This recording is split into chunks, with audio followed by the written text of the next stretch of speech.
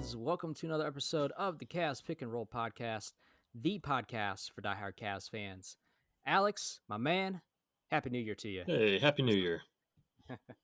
How was the holidays for you? Hey, it was great. It's nice having a little time off. Always.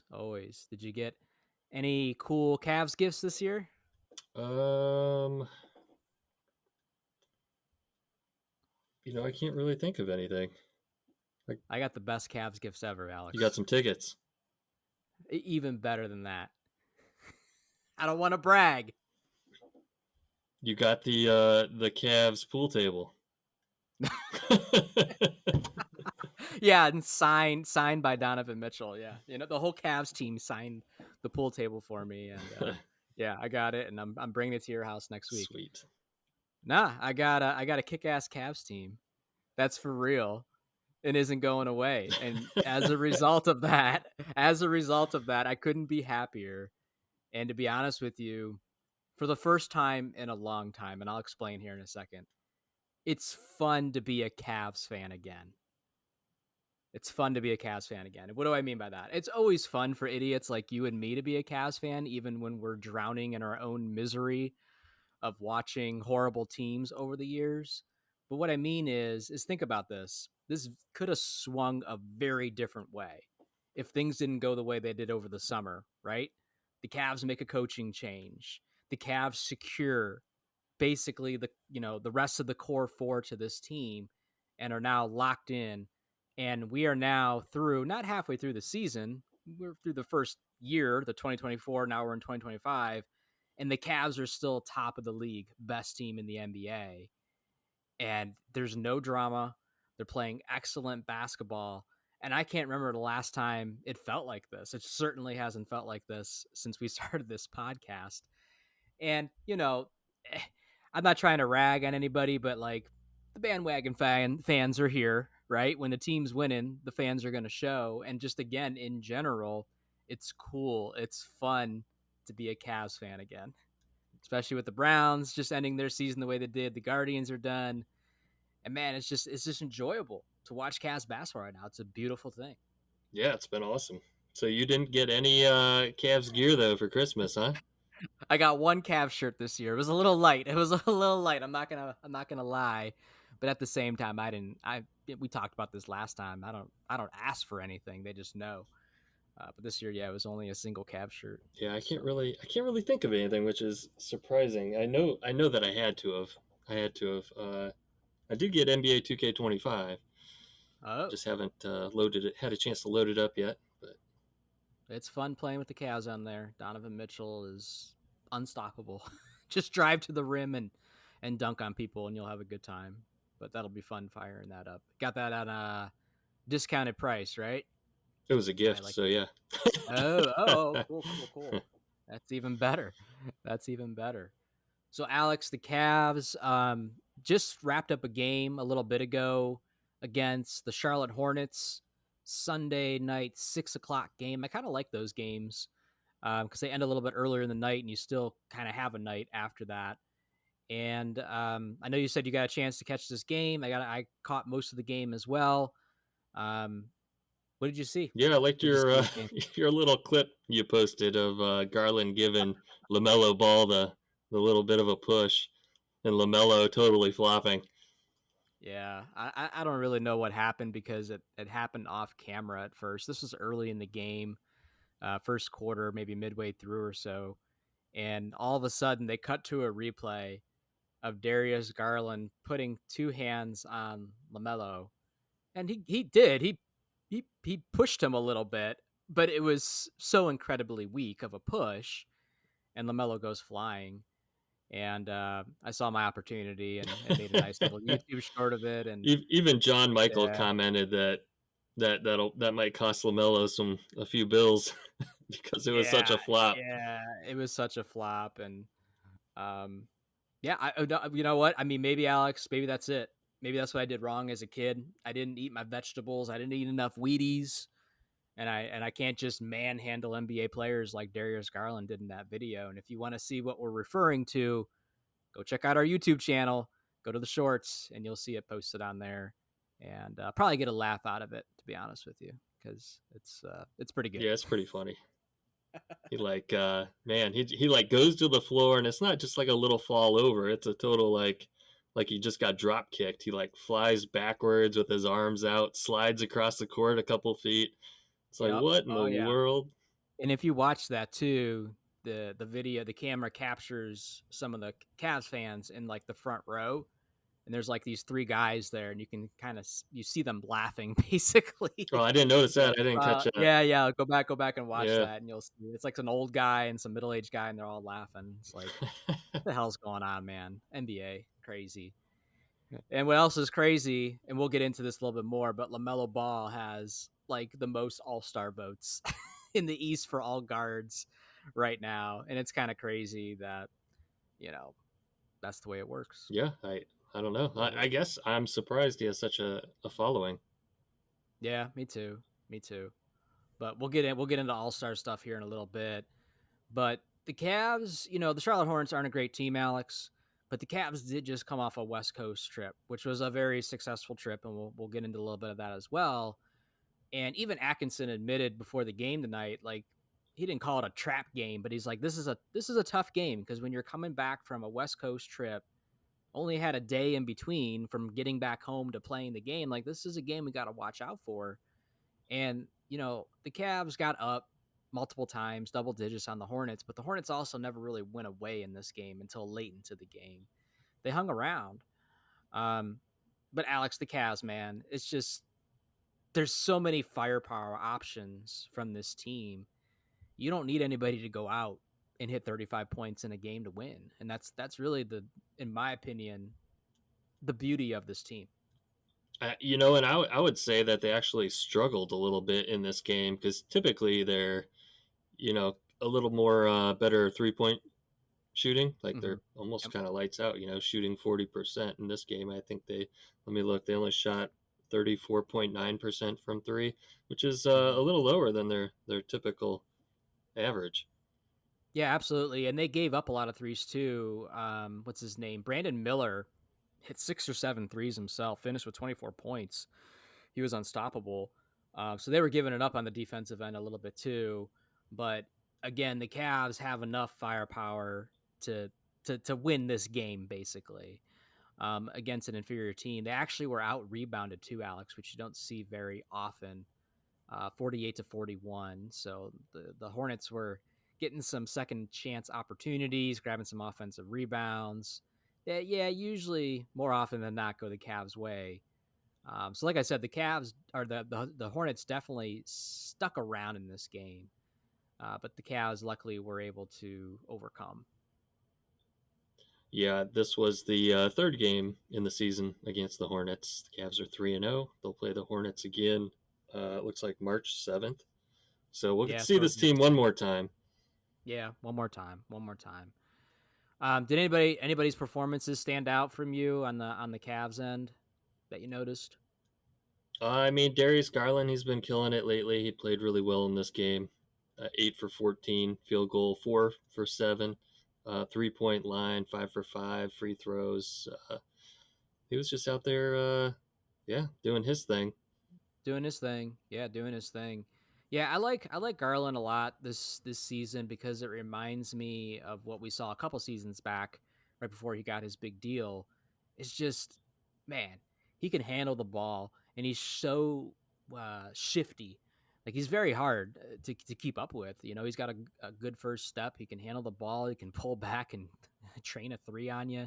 He's just so deadly in so many ways. And it's just so nice to see him have his confidence back because I truly believe that if we would have got the version of Garland that we got last year again, and I know there was the injury and stuff like that that contributed to that, but like if it would have been that again, I don't feel we would have had the success we're having this year. So DG's been a big part of it.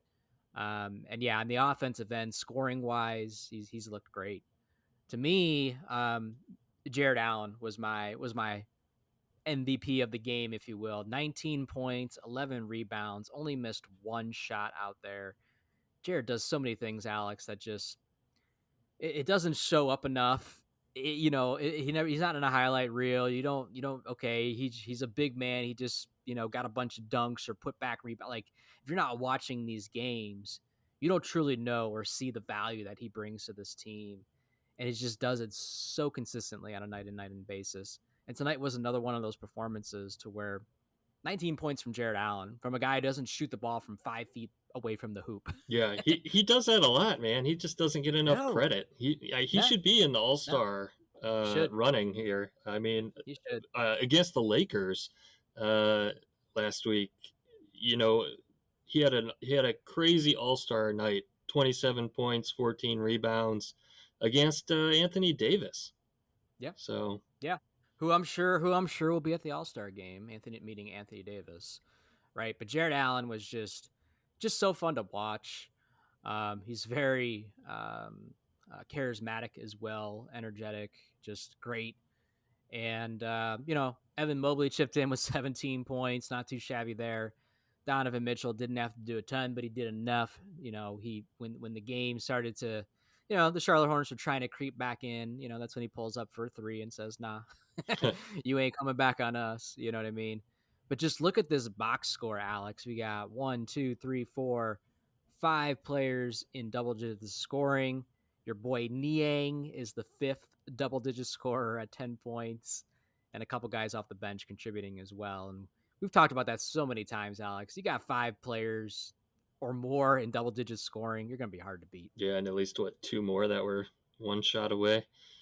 Yeah, and Ty Jerome and Strus. So yeah, speaking of Strus, we haven't really talked about Strus since he's come back. Yeah. The last episode, Strus wasn't back yet. Okuro just went out. We didn't hear the timeline until like the next morning after we posted the episode, right? And found out Okuro was going to be out for 2 weeks. And I haven't looked to see if that's still the case because I feel like we're right around that 2 week mark. But yeah, we haven't gotten a chance to talk about Strus. He's back. He's still trying to find his way, I think I would say. I would say, Do you agree with that? yeah. Yeah. Yeah. What do you think about, what Atkinson is doing with Strus as far as the lineup? He didn't just insert him back into the starting lineup right away. What do you think? What do you think about Strus's presence out there? Does it matter if he's in the starting lineup? Should he be in the starting lineup? Are you fine with him coming off the bench? What's your thoughts? What's his role? I don't know if it matters. He's kind of they've kind of got him in a similar role. The same way they use Okoro really is just, go out there, play defense, help move the ball around. If you get an open look for the three, take it. Yeah. Make plays, play defense, try to get steals. That's kind of how they're using Max Strus. He had one really great game so far against the Lakers. I thought he really stood out and made an impact in that game. Mm-hmm. He had 15 points. Yeah, 4 assists. Looked great. Yeah. Tonight he had 9 points, played 25 minutes, couple rebounds, couple assists. And yeah, I like Strus. He's just one of those players that just can do a little bit of everything, to be honest with you. He's always out there giving you effort on both ends of the floor. He can knock down a tray, and he had some moments last year that were very fun to watch. He had some bombs last year, some great games. So I'm totally expecting him to have some great games here the rest of the season. But he also, man, he's not afraid to take it to the rim, and he had some nice dunks last year too. And there was one play in the game, man, he got the ball at the top of the key, and he went right to the rim, and he was ready to slam it. And I was ready. I was like, oh man, here comes the highlight. Here comes a YouTube short, right? And he ended up getting fouled. He got met at the top of the rim, and some guy fouled him and stuff. But it's good to have Strus back, even though he's not really the he hasn't found that consistency yet. But man, just another weapon to add to this team. And when Okoro does come back and you're really at full strength, man, it's going to be interesting to see what Atkinson does with the rotation. But they even talked about it tonight on the broadcast. Everybody's minutes are down, and it's not a bad thing. It's by design. Yeah, it was perfect timing with Strus coming back right as Okoro was going Yeah. out. It just worked out really well. Boy, I don't know. I'm missing Okoro though. It's good to have Strus back, but I'm missing Okoro. He's really stepped it up this season. So, Yeah. I don't feel like Strus is making as much of an impact as Okoro was. Mm. Yeah. Yeah, and it kind of becomes, and it's a good problem to have, but at some point, you got to address it in one way or another.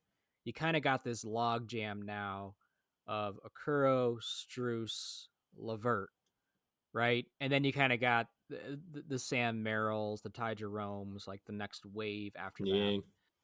Niang. Niang, they play him as a big. They don't play him as a That's wing true. player, Yeah. right? They don't play him as a guard or anything like that. So it's going to be interesting to see, because any one of those players can go off in any night, but none of those players have like consistently, you know, been, it just from a scoring aspect consistent. And part of that is because there are so many weapons on this team. You don't need Karis LeVert to go put up 20 points in a one-off game to go beat a team anymore. You don't need Donovan Mitchell to score 35 points every night to win a game. So maybe that kind of contributes to the inconsistency of these players. But man, it's a great problem to have. I mean, Struce, Levert, Akuro, I'm going to say at least two out of those three would probably be starters on any other team. And on this team, they're just fighting to play backup off the bench, to Donovan Mitchell basically, or Darius Garland.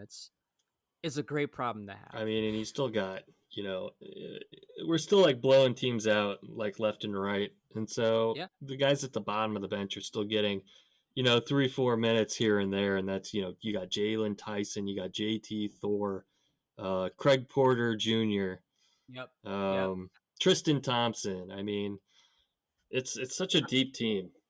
It's a very deep team, and I was thinking about that earlier today before the game. I was like, you know what? We haven't talked about like Craig Porter Jr. in forever. It feels like. We were excited that Luke Travers, played a game early in the season and stuff, but we don't talk about them anymore because really there's not a spot for them in this rotation, which it was fun talking about those guys. Craig Porter Jr. was a great story last year, Yeah. but man, this is bigger than that. There's just not enough minutes to go around. There's not enough minutes. There's not enough minutes. So, but again, it's a very good problem to have. It's a deep team. And I don't know, Alex. At some point, we're going to have the conversation, and maybe we need to wait till a little bit longer into the season, and maybe it won't happen until the off season, until after we see what this team ultimately does. But we're going to have to talk about where we rank this team amongst all-time Cavalier teams in franchise history, because they're starting to build a case to become one of the best in franchise history. It's interesting though, isn't it? I mean, just that, yeah, if you think about it that way, but then you think of like some of the names that the Cavs have had, some of those great teams, that Sure. Mark Price era team, the LeBron era Yeah. team, and there was some big names on those teams, a lot of firepower. And on the current team, you got Donovan Mitchell, and then I feel like Dean Wade. and then you kind of got everybody else. Like I don't know if it's I guess I'm going back and looking at the All Star voting again, like who on the Cavs could be an All Star. Right now, it's only Donovan Mitchell. I feel like Yeah. you know Garland could be an All Star, Allen could be an All Star, Mobley could be an All Star, but they're just not getting. I don't know what it is. They're just not getting the props that they need, They're not household names. but they should be at this point. Best team in the Yeah, I don't NBA, know. Yeah, 30 and or 31-4 now. but here's the thing. Here's the thing. When you Only become the four best team, nationalized television games the rest of the season. How's that possible? Four. because they make the schedule, before the season It's starts. And last ridiculous. year the Cavs were up and down, man. And here's the thing too, is from an outside of Cavs fan base. Okay, great. I'm a fan of, I don't freaking know, the Portland Trailblazers. Okay. What the hell do I care about what the Cavs are doing? If anything, I'm salty that the Cavs are doing that and my team isn't doing that. You know what I mean? So, like, and Evan Mobley really didn't take the leap until this season, right? So if he takes this leap and he replicates this the next season and the year after that, and 2 years from now, he should be a household name, if he continues to do what he's doing. Same thing with Darius Garland, and same thing if this team continues to be a championship caliber team year over year. They're a championship caliber team 35 games into this season. I don't know if anybody truly believed outside of, us that the Cavs were ever championship contender teams, They in were a years past. championship contender last season. You could That's what I'm argue saying, they were though. the second best team in the NBA last season. They lost to the team that won the championship. Yeah, I don't know. I don't know. That's what I'm saying, though. I don't know if everybody would have that take, is what I'm saying. I don't know if everybody would have that take outside of Cavs fans. I don't even know if everybody would have that take that were Cavs Oh, come fans on. last year. Yeah, yeah, yeah. Because I read all the posts afterwards. I read the meltdowns. I read all the negativity that came with it, and it just. But this year, that's where it's different. And I was telling my wife this the other day.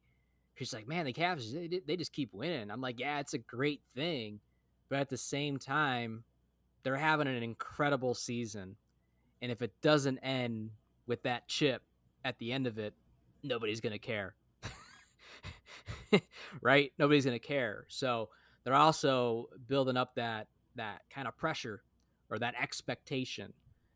We can't just make it to the finals this year, right?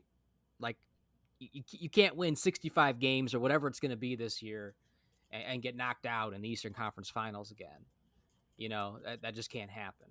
So there will be more pressure as well. That's also why I like that the minutes are down and this team is so deep so that players don't have to play 35 plus minutes every night and they're still finding ways to win without having to do that. And it's a beautiful thing. I can't remember the last time it was like this. And there's no drama. Because the last time it was like this, Alex, was the big three, right? LeBron, Kyrie, and Love. And I'm not going to sit here and act like there was constant drama, but we all had in the back of our minds, like, what's LeBron going to do? Is he going to stick? Is he going to stay? He's talking cryptic stuff to Kevin Love, fit in or fit out. Like, it always kind of felt, like, okay, this thing can blow up at any time. To where now, again, we come after a summer of where we just secured all these guys, at least contract wise, right? Um, I don't, so it just feels I don't different. know if I necessarily agree with all that take. That's fine. That's fine. Not supposed to agree I with mean, everything. did we not all enjoy the Warriors 70 plus win season? Because I sure enjoyed it. Hell As they no. got smoked in the finals against the Cavs. And you're saying that Exactly. because the Cavs, I mean, how many great seasons did they have but only won one championship? And you Right. had LeBron was a household name, Love was a household name, Kyrie was a Yes. household name. And But what I'm saying though is there's no Warriors fan, and it kind of makes it easy because they've won multiple championships during that era. Nobody talks about that 73-9 or whatever they did season because at the end of the day, it didn't end with a championship, I talk about it all the right? time. Yeah. One of the best seasons ever. I don't know what you're going on about. Right. Right. I don't know. It's just it feels good this year, and it also feels real. As we continue to get deeper into the season, they continue to not only win games, right? They don't need to. They're going to lose games again. They're going to have a losing streak again. That's fine. I don't care about that. But what I'm seeing is consistency. I'm not seeing fall off from effort. I'm not seeing a coach that can't figure out his rotations like we did years past. I'm not seeing injuries heavily influence this team like it has in years past. And luckily, so far, we haven't had any major ones. But we had some players go out, Alex. Struess didn't even play the first 6 weeks of the year. Okuro's been out. A couple other players got dinged up here and there, missed a couple games, and the Cavs didn't miss a beat. Yeah, yeah. So, Luckily, no serious injuries. I mean, I think that's what has derailed us the past two seasons. absolutely. Absolutely. It's like we're finally getting to see what this team was supposed to be for the last 2-3 years now, ever since acquiring Mitchell. And yeah, it's just fun, man. It's fun to be a Cavs fan right now. I mean, I would argue that we saw it last season. I mean, the Cavs had like a 20 game win streak last We season going did. into the All Star break. We did, but that was the only part that was consistent. Everything else outside of that was up and Well, it down, was and injuries injuries. played a big part. And Well, injuries you played had a big Garland part go of out. He that. got his jaw broken.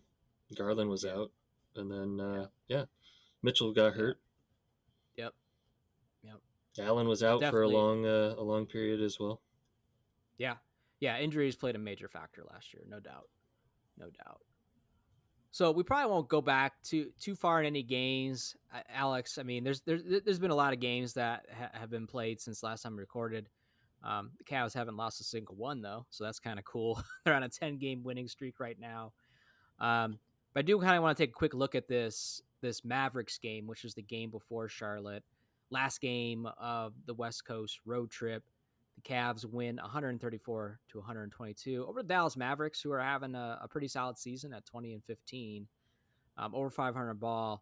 No Kyrie this game, Alex. So it would have been fun to watch Kyrie and Garland battle it out. I haven't been keeping up what's going on with Kyrie.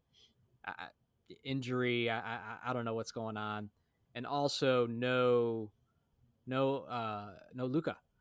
So it's just Klay Thompson out there with everybody else running around. But the Cavs did what they were supposed to do. They're supposed to win this game when two other star players are out. But the reason why I want to talk about it was because we had another monster performance from Evan Mobley with 34 points and 10 rebounds.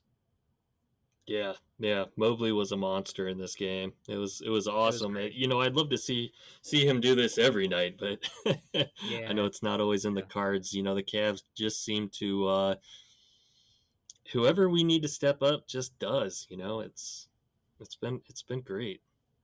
It's been awesome, and it's really like Darius Garland. It's great seeing Mobley have his coming out party this year, and it's not like he's doing that every night. Again, we don't need him to, but he's doing this enough to see like, okay, not only is this team for real, this version of Evan Mobley is for real, and he's only going to continue to evolve, get better, get stronger, continue to work on his game, and continue to be a major piece of this franchise, hopefully for many years to come. And again, looking at this game, 1, 2, 3, 4, 5, 6, 7 players in double digits. There's your boy Niang again, 15 points. He's always there at the bottom because I'm looking. It always goes starters down and Niang down there again, proving the Alex of the world wrong as well this year. I Lies. mean, what more could you He's want? still What more could terrible. I don't care. The you? Charlotte game tonight, he looked terrible. So whatever. But Mobley, man, he's also been hitting the three pretty consistently, which is awesome. It's exciting. It's something we don't need him to do, but when he's open out on Yeah. the perimeter and they just leave him out there, he hits it. That's Shoot great. it. Yeah, shoot it. I mean, we'll take it any way we can get it. It's just going to make him more dangerous and make it even harder for teams to figure out how to not only guard this team, but how the heck do you guard Evan Mobley? You know what I mean? He also has a good first step for a big man, and he'll beat you running down the floor as well, and he'll score on you a lot of different ways. So it's just been fun, man, watching this team and watching these players and looking at this box score too. Very well balanced scoring. Levert had a nice game with 17 points. Mitchell and Garland didn't have to do a ton, 16 and 15 from those two. And Jared Allen, darn near another double double. But yeah, man, the Cavs get this win, and man, it just in years past too, it doesn't feel like very often we go out on a West Coast trip and just sweep it. I can't remember the last time we did that. And So it felt good. Felt good. That Warriors game, yeah, man. You can't tell me that didn't feel good. And then beating LeBron after, oh man, mm-hmm. the Lakers Nuggets, game and yeah. stuff. It was fun watching. Those are some late games, but it was fun kind of over the holiday break.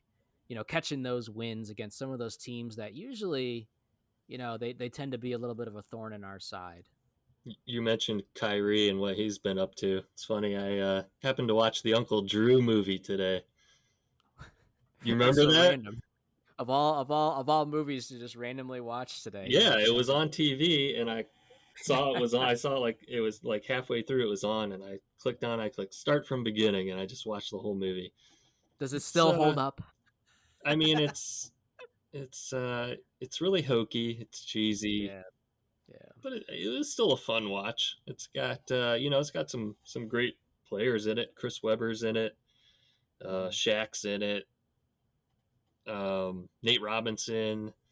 Uh, Man, who am I forgetting? Is it Grant Hill?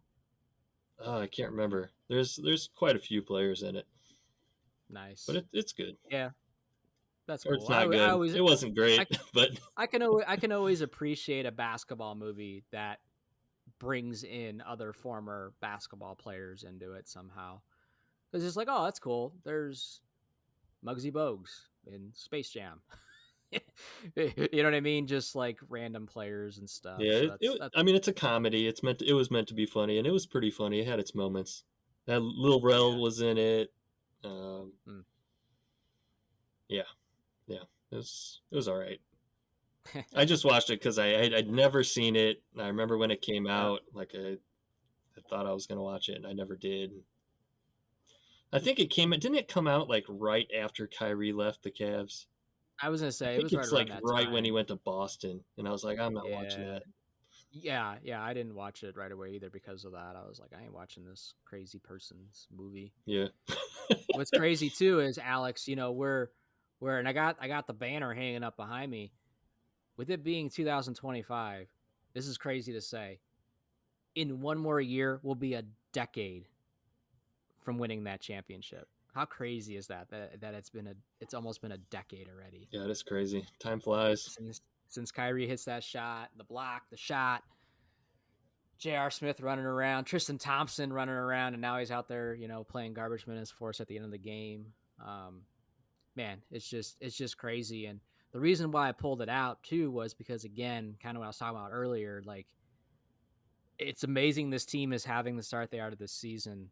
But man, those expectations go up real high, real quick from a fan base. And the players have talked about it as well. Mitchell's talked about it as well. Like, yeah, it's cool we're winning all these games, but we got bigger aspirations. And he said it might have been after the Mavericks game. It was a pretty recent game. Somehow LeBron came up. Probably the Lakers game is when it was. And Mitchell was talking about how he basically wants to replicate what LeBron did here and is to bring a championship to Cleveland. Will Mitchell give And he us a "This is for you, Cleveland"? I don't know. I don't know what he would say. I don't know what he maybe it'd be like that Instagram post after he resigned. I always knew we were gonna win a championship. Just like he said, I always knew I was gonna resign. Who's going to be walking around with the WWE Championship belt on their shoulder? Which play? I don't Who will it know. be? I Which don't player? know. It'd be fun if they That actually seems like won a it because Niang then kind of thing. we would compare like who would today's players be on that team. Like Ty Jerome would be Delhi, Niang would be Channing Frye. Like we'd have to go down the list and stuff, but only if that happens, Alex. That'd be fun though to do. So we were talking about a little bit ago the NBA All Star game and voting is still going on, and Mitchell seems like a shoe in, well deserved. But yeah, man, Alex, the rest of the Cavs, aren't getting very much love. Darius Garland and Jared Allen don't even show up in the updates that have been provided. Doesn't the update Evan only show the Mobley, top 10 of each? it shows the top 10. Yeah. So I don't know. I don't know where to go to see what's past the top 10. But like Evan Mobley is number 10 right now in the Eastern Conference for front court big men. And I can't say I'm totally surprised. I kind of said this last episode. He's not enough of a household name, so I'm disappointed, but I'm not shocked. But man, when I see the names above him, this is where I get a little disappointed, Alex. Number 9, we have Paul George. Okay. Number 8, we have Joel Embiid. How many games have the two of them played combined this year? And what's their team doing right now? Franz Wagner, number 7. Jimmy Butler. Do you know what's going on with Jimmy right now, Alex? Have you heard? No, I haven't heard anything. He's suspended until he is traded because he basically, unfortunately, is another NBA player who makes millions and millions of dollars doing what they love for a living, is not happy and wants out, and has basically come out saying that much in recent press conferences to the media. and the Heat have suspended him for several games and are now listening to trade offers. My, how do we know that scenario of basically having no leverage when one of your star players comes out and says, I don't want to be here no more? That's lousy. That's pretty lousy, right? Jaylen Brown is above him. I'll give you that. Banchero, I always say his name wrong. Number 4, I'll give you that. Karl Towns Anthony, who like just got here like 2 weeks ago to the Eastern Conference. Okay. Jason Tatum, and then Giannis at the top 2. I'm not saying Evan Mobley should be up there, like even in the top 3, but man, he's probably right below that. 4, 5, 6, I would say, Alex. Like I could easily leapfrog Evan Mobley over 3 or 4 of those names above him. But yeah, man, like you said, it's a fan voting system. It's just the way it Yeah, works. I mean, people just got to vote. It's just a popularity contest, whether they play or not, or how well they're doing. If it's just all the big names.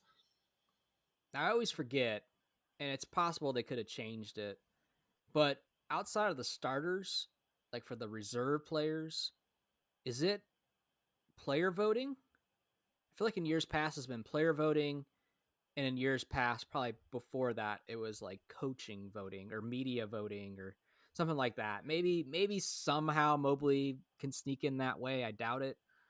But man, it'd be really cool to see Mobley at the All-Star game. But Yeah, I mean, I've been voting for the core 4, and I can't remember who the 5th. I think I usually just throw in Dean Wade or something. And then yeah, for the yeah, West, I typically vote for like Lauri Markkanen, Colin Sexton, Jokic, Luka. I can't remember who the 5th is because it doesn't matter to me. But no, it doesn't. You should just vote for Tristan or something. I don't know. Go vote for Ricky Rubio. I don't know. I don't think you can. I Speaking, could write him in. yeah, no, you could just write him in, pencil him in. Speaking of Evan Mobley, though, what's pretty cool is he was named the Eastern Conference Defensive Player of the Month. Well deserved. Evan Mobley making a presence on the defensive end, and Coach Atkinson, for the second consecutive month, was named the Coach of the Month, which is pretty cool to see. It's And cool. hopefully it builds up his case for consideration for All-Star coach, or at least on the coaching staff. I think we touched base on that. It'd be pretty cool to see Kenny there. Definitely would be well deserved with the start to the season that he's having with this team. But I guess we'll just have to see here after a little bit longer who's going to be there, who's not. Um, if you had to pick one player from this Cavs team, I feel like we talked about this last year too, to represent the team in the 3-point contest. Because you got to remember, there's the game, and that's where we want to see our players, but there's all that other crap too, right? You know, you got the dunk contest, 3-point contest, whatever else they come up with, skills challenge. I don't know what they're doing this year. The 3-point contest we know will be there. We have a lot of good 3-point We shooters. do. Who would you pick to represent the Cavs? Ooh, that's tough. I mean, I don't know. I kind of like to see Ty Jerome do it just because he always seems like he's hot from 3. But Mm, realistically, probably Garland. Because that's what I was going to go with. yeah, I'd like to go with Garland too. I'd like to see him get there somehow, get to the game, and I think he would have a chance. You know what I mean? yeah, Because he can get going too real quick, and he has a fast release. Like he would definitely zip around those racks, and he could knock it down as well. It'd be fun with anybody going. I wouldn't have picked Ty Jerome probably though. He could definitely shoot it, but he'd probably be like 4th or 5th on my list. Probably. I probably 4th go or like. 5th. Well, you got to remember, man. You got Sam Merrill on this team. You got Donovan Mitchell. You got Garland. You Mitchell got did it Max last Strus. season. I was You purposely got not Max picking Strus. Mitchell because he did Yeah, it me last too. season. He didn't do well. No, no, he didn't. But I still would probably pick Mitchell over Ty Jerome if I had to choose. Merrill, I And mean, then Merrill's never going to you get got a Merrill. chance. He's too low on the. He's not even in the rotation right now. Yeah, we'll see, man. We'll see. Yeah, the Cavs playing great basketball. They are going to have a little bit of a test here, though, Alex, in their next game, because the Cavs aren't the only team that has been red hot so far this year. And it's kind of funny because the Cavs are a small market team, and this other team I would say is a small market team. It's not the typical Celtics and Lakers and Miami and New York, and some of those teams are good, but it's not the two teams at the top of the league, right?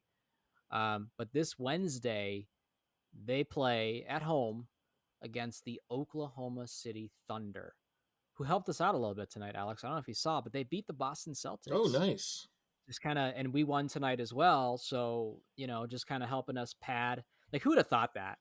You have like a 5-game lead on the next team in the seeding, and that team happens to be the Boston Celtics of all teams. It's just crazy. But the Thunder, have been playing out of their minds this year. SGA, you know, rising, not a rising star. He is a star, will be a star for years to come. And I haven't been paying attention to them, like watching any of their games or anything like that. But I do check up to see, like, okay, they're neck and neck with us. But I'm curious to see what that matchup is going to look like. Um, I don't know. What do you think? Yeah, I mean, it should be a really great game. Man, I didn't realize they just beat Boston. That's Yeah, great. But yeah. I feel like both teams are going to want to prove yeah, themselves that. the top two teams in the NBA, Yeah, both in the yeah, East. right. So that'll be fun, and we actually play OKC twice this year or this month. We play them this week, and then we play them again like on the 16th or something like that. I heard. So we'll see them again here. Very that's right around the corner too. But it'll be an interesting test for the Cavs, and it's a home game, so that helps as well. But man, that'd be a big one if we won that game as well. It just continues to put the league on notice that this team's for real. And I'm not crazy about um, like JJ Redick and all that stuff, but I do appreciate that he basically said the other night, you need to play, basically perfect basketball to beat this Cavs team this year.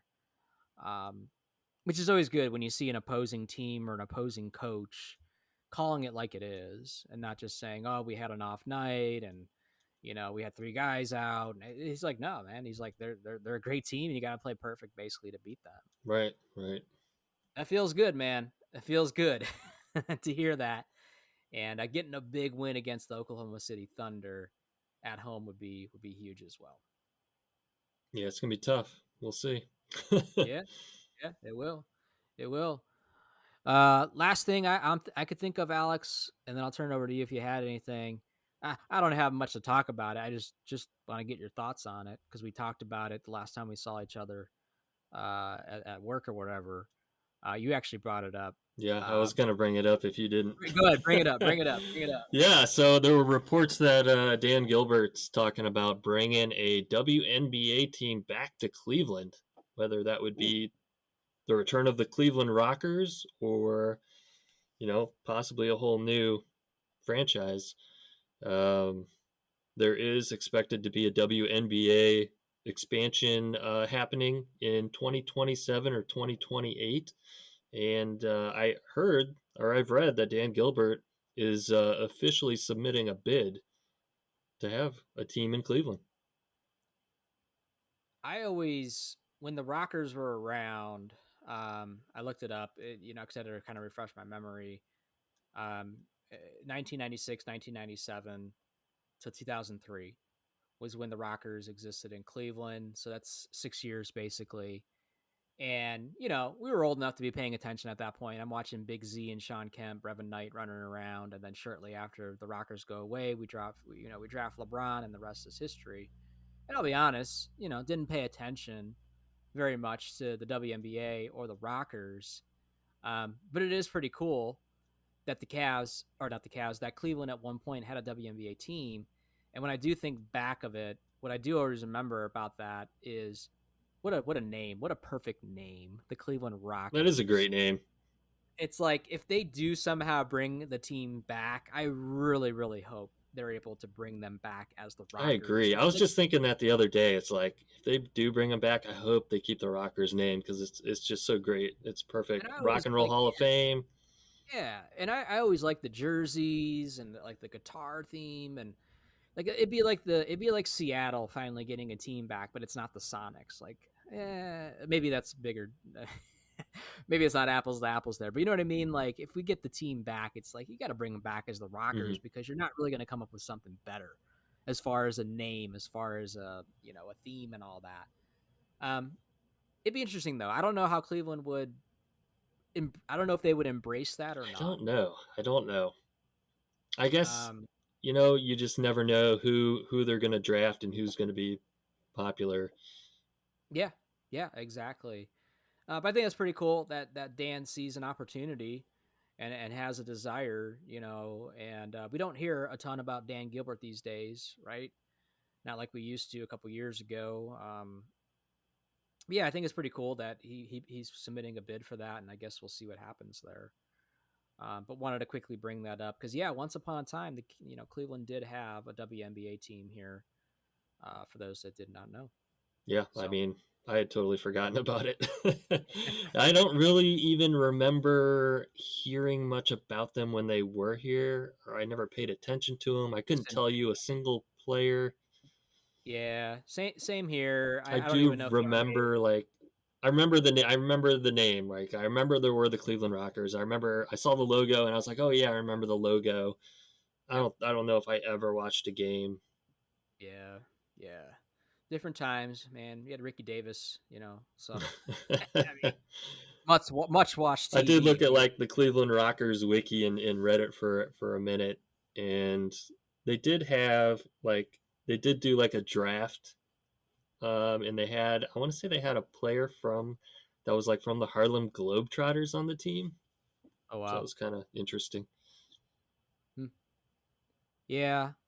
And they did. It does look like they made it to a playoff or Yeah, two. they were This, good. yeah, I they think were they they were were a they were. playoff team. Maybe their final season or the season before their final season, so they were a good team. They just didn't couldn't get the support, I guess. 2001. They were first in the East at 22-10. That was when They Gordon Gunn owned the team. they lost in the conference semifinals against Charlotte. Looks like they were three game playoff series back then. So, but yeah, no, I mean a couple years here. The year before that, they were second in the East. Their last year, they were fourth in the East, lost in the conference semifinal. So yeah, I mean they were making playoff appearances in the WNBA for what that's worth. I just think, and it says here too. I mean, basically there just wasn't enough interest though from a fan base revenue standpoint. And they did have one person in the Basketball Hall of Fame, Lynette Woodard, if I'm saying that correct. So that's pretty cool. They did have somebody from the team make it to the Hall of Fame. Wayne Embry, general manager, Jim Paxson. There's some names we know. Yeah, we'll see what happens there, but Yeah. that's pretty cool. Would Keep an this eye on. podcast become the Cavs and Rockers podcast? I don't know. Maybe they draft like a Caitlin Clark. Maybe. Whoever. That's what I I'm mean, saying. You just yeah, never know. it's all it takes to light up a fan base or a Still franchise, waiting for right? the Blue Jackets to hit on somebody. You got the monsters, man. Oh man, I Yeah. love going to Monsters game. The Monsters are fantastic. They're always winning. The games are so much fun to go to. Mm-hmm. Yep. Highly recommended if you live in the Cleveland area and haven't been to a Monsters game yet. You got to go. It's just a blast. It's great for the Yep. kids. Lots of action, nonstop action. Yeah, definitely. Well, Alex, I think we'll go ahead and wrap this up. You need to start playing some NBA 2K25 with the Cavs, and maybe on the next episode or two, let us know what you think about it. And I think that'll be fun to talk through. But I want to thank you, Cavs fans, as always, for tuning in and listening. And Alex, you want to let them know where they can follow us and connect with us. Follow us on Twitter at Cavs Pick and Roll. Shoot us an email, cavspickandroll@gmail.com. Follow us on Facebook, Instagram, Tumblr. Watch this episode on YouTube. Wherever you're listening, click like, subscribe, leave us a rating or a review, and we'd appreciate it. All right, Cavs fans, there it is. We will talk to you again soon. Peace out, Cavs fans.